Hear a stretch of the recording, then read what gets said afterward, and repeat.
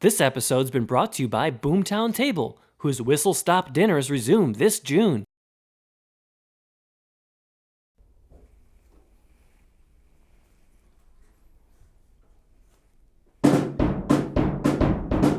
It's Rochester Live! Welcome to the show! Today on the show, Sarah Knight from Rock Girl Gang, Welcome to the show!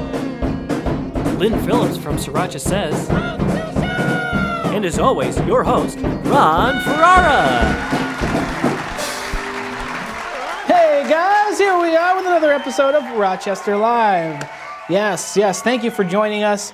What a terrific show we have for you, and so much to talk about. I'm sure you guys saw this. Steve Bannon has been removed from the National Security Council. Ooh.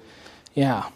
For those of you not following politics, he's the guy you'll recognize as the before guy from every Sudafed commercial. Yeah. What's going on locally? Last week was the Greater Rochester Peep Show, where artists displayed sculptures and other works of art made entirely of marshmallow candy peeps. And had we had known that, we wouldn't have had our trench coats confiscated. Yeah. Very unfortunate. Hey guys, you'll like this. Medical Marijuana Company is starting a delivery service in upstate New York. Woo. Pretty cool. And since Meals on Wheels is gone, they're going to call it Spliffs and Jiffs. It's a good name. It's a good name. This is interesting news out of France. There's a scientific team doing a study that's offering volunteers $17,000 to lie in bed for 2 months and do nothing. Yeah. In related news, my entire staff just quit. Very sad. News out of Florida this past week. A female teacher was arrested after having a 14-year-old student drive her to a Waffle House when she was drunk. It happened. Man, when I was 14, teachers just wanted sex. Not for me, but I heard. Hey, when we get things started, Mike Scipione's over there with the Genesee River Boys, and they're going to start the show right now. Boys, play me to the desk. Let's go!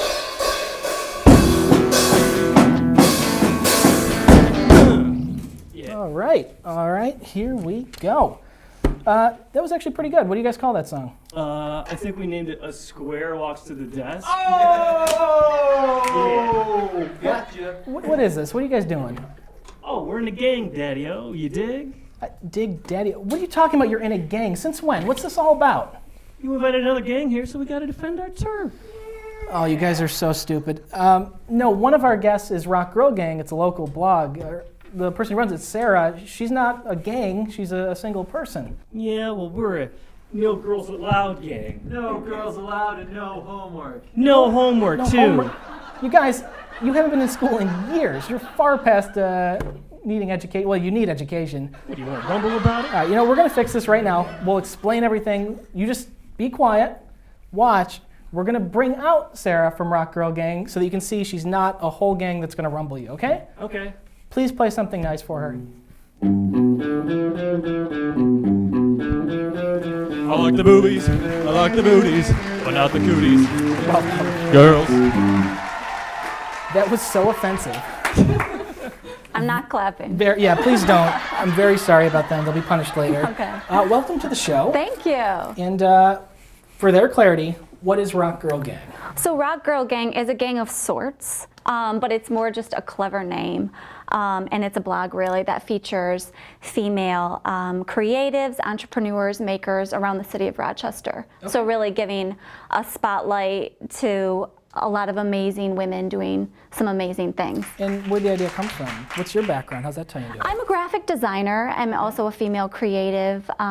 So it just kind of, funny story, my son is 2 now, and right before he still doesn't sleep.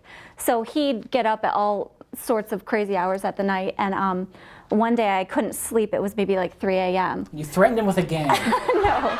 I came up with the idea between about 3 a.m. and 6 a.m. The best ideas happen. For me it is, yeah. Okay. Unfortunately. Now, so you promote all these female entrepreneurs and amazing creative women around Rochester. How do you pick who's going to be written about? How do you find these people? A lot of people I just kind of knew of, and those were the women I initially emailed. And now I have a form online so people can submit the requests, or if they know somebody, who's doing some cool things, they can let me know. Do you have like a dream person? Is there someone that's out there that's big right now that you haven't talked to yet that you'd really like to? Well, I feel like Abby Wambach would be fun. She'd be a great guest. I think we would like to have her on too. Abby, Yeah. this is a call from both of us. We need you here. Yeah. Okay. When you're bringing these people on, you also have photographers that you work with, and they're all female photographers as well. How's that work? Is it the same kind of pool where you have photographers write into you, or? I kind of, before I started, I kind of inquired, and I love Instagram, so I've followed a lot of these women, asked them to be involved and that sort of thing, and it's always growing. The photographer base is always changing. Some people, can't do it anymore, and then other people come on board. Between the writing and the photo shoot, how long does it usually take for you to put a piece together? Sometimes it goes super quick, and then sometimes it takes months, just depending on how busy the person is, when they can schedule a shoot with the photographer. And then I also, for interviews, I pick out kind of a favorite quote and have a female letterer do that quote. So sometimes that takes some time. So it really depends. I have, there's a couple interviews I did as far back as maybe December. We actually, as you know, we just kidnap our guests and bring them on. Nobody would agree to this willingly. No, Thank you for being so calm. I don't even know where I am. There are no guns pointed at her from off camera. Now, you've been around for almost a year now in full capacity. Do you have any celebrations planned coming up? Do you have anything that's... We're not doing a real big 1-year celebration. I have, my events are called Becoming Boss, and they're going to be happening quarterly. So that's more, there's a keynote speaker, there's some panelists, I ask them questions, we have donuts, we have coffee. So that's kind of always happening. Okay. Do you have any plans for the blog in terms of new things you might want to add into it, new features, or is it working really perfectly as is? Because it seems like everybody loves it. Yeah, it's going really well right now. I just had the interviews, and then probably every day on Instagram I try to feature a maker or a woman who's doing something really cool. And then I just kind of added Rock Girls to Know, which maybe it's not a full-time entrepreneur creative type, but they're still worth mentioning. So I kind of added in a little loophole for myself, break my own rules type of a thing. And so that's kind of a fun little thing. It's more like a mini interview type thing.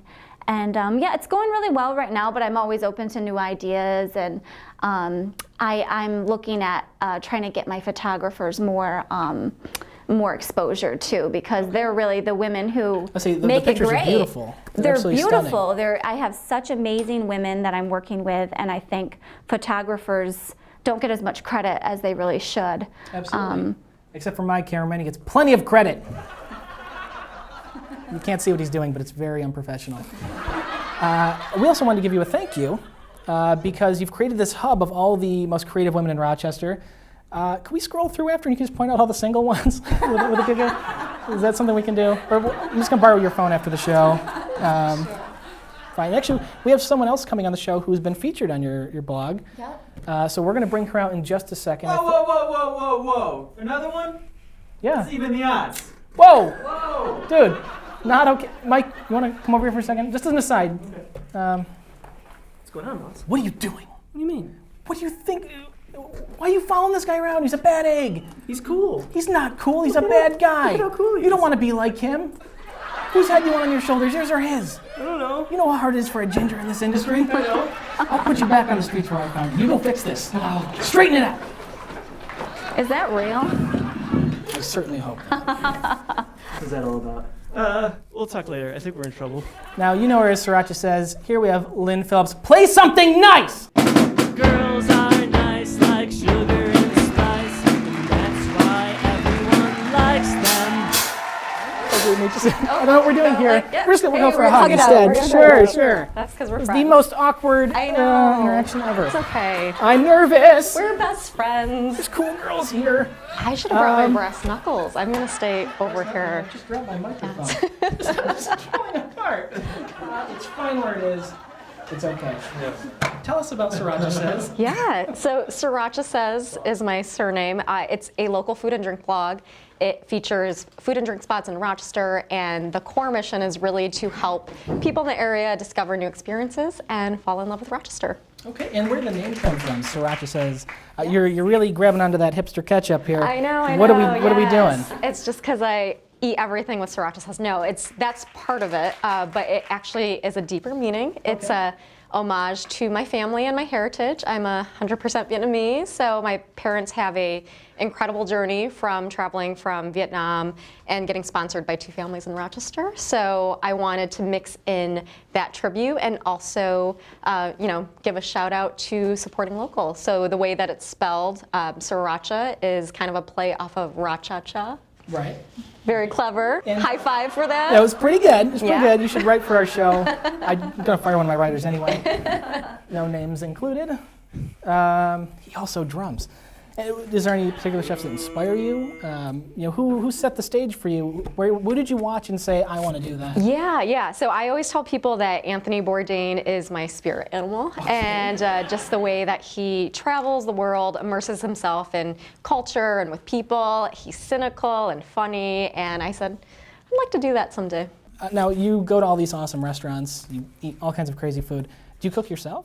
I do. I love to cook. It's actually when I first started the blog, I thought about, do I do a cooking blog or do I just feature food and drink? And I just didn't want to do everything, so I figured I'd just stick to the food and drink side and then cook at home. So I actually really enjoy cooking at home. And as far as the food and drink side goes, in terms of writing about it, people really buy what you say. You've become the top tier critic in the city. How did you do that? Well, I started the blog 2.5 years ago, and I just wanted to share my adventures, and I thought there was an opportunity to share what I love to eat and do, and kind of what started as a personal hobby grew into something that people are really receptive to. And I think that just over time, I think just being who I was, being genuine, and just kind of sharing my energy and passion and spotlighting cool places, sandwiches, dinner spots, brunch spots. There are lots of cool places in Rochester. What's one of your favorites you've eaten at recently? So more recently, I would say Cedar Mediterranean, Monroe Ave. If you're looking for good shawarmas, good falafel, Lebanese salad, that's your place. Handmade pitas. You have all these amazing experiences, all these great restaurants. Do you ever just want to say, let's do Arby's today? Do you have any guilty pleasures where you hide from people and go out incognito? It's funny. I was had my friend over, Mackenzie, and she was doing kind of feature in my fridge. Like, what's the one thing in your fridge that you wouldn't want anyone to know that you have? And I have frozen Jamaican beef patties in my fridge. It's like, it's a late night drunk kind of food, and it brings back a lot of college memories. I've never seen yellow dough before, but they're amazing. They really are good. You guys, either of you have upcoming events? What's going on? What's new and exciting? We have an event together. Actually, it's Becoming Boss, and I will actually let Sarah talk more to it because it is run by Rock Girl Gang. Okay. So Lynn's on the panel for Becoming Boss, and we have a panel of, I think, 6 entrepreneurial, creative women. So that's happening. We have coffee and donuts and just kind of share knowledge. So that's happening, and then I have a Dream Girl film screening happening on May 16th, and then the third Becoming Boss, this one that we're doing is sold out, but the third one is happening at Restaurant Good Luck on June 24th. Okay, very cool. And people can find out about these on your websites? Absolutely. And those are, we'll put them up on the screen here. Yeah, so my website is srirachasays.com, so spelled SIRROCHASAYS.com. Yep, mine's rockgirlgang.com. Easy enough. Now, before we wrap up the show here, we do have a little challenge I want to do because there's a lot of tension here. Obviously, the guys are More feeling from them. Mostly from them, yeah. Do we need weapons? I don't think so. He's been disarmed, I believe. But we want to put it to rest. Who's the better sex, men or women? Men. So Is that a question? we'll find out because we have a quiz here. Going with our girl power theme, it's Susan B. Anthony's Quiz of Famous Anthonys. Makes as much sense as you think it does, because we did this last minute. And we're going to start with the boys since they're so confident. First question. This Anthony once played a cannibal in a film with Jodie Foster. Anthony Anderson. No, Anthony Anderson has not played a cannibal, I don't believe. We can throw it to you guys now. Anthony Hopkins. Correct. Correct. Booyah! One for them. We'll jump back to you guys. This Anthony is a musician that was previously married to Jennifer Lopez.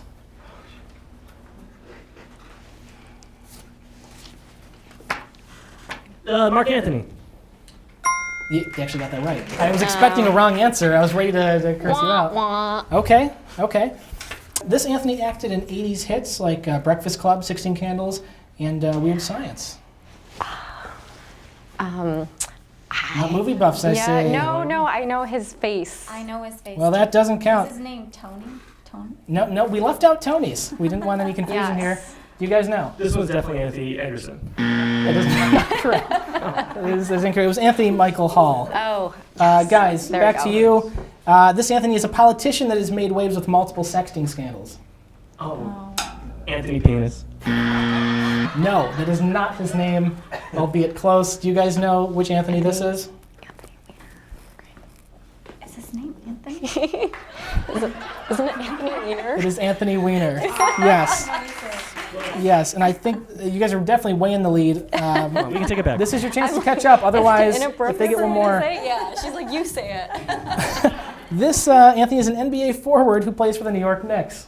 Oh, this is Marshmallow Anthony. Not at all. Do you guys know? Is Not a big no basketball idea? Plays for the person, Knicks. yeah. It's Carmelo Anthony. So you guys were actually really close. Jeez, we're gonna close with one more, guys. You ready for this? Yeah.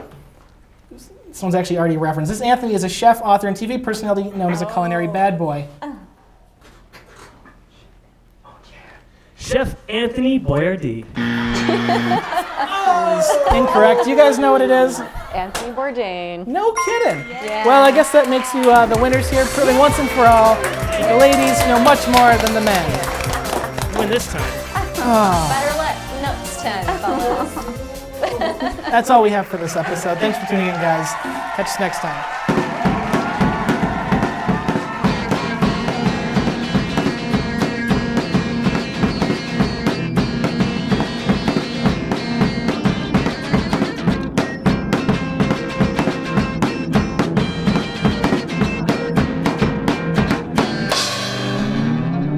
Boys are up. This episode's been brought to you by Boomtown Table, whose whistle-stop dinners resume this June.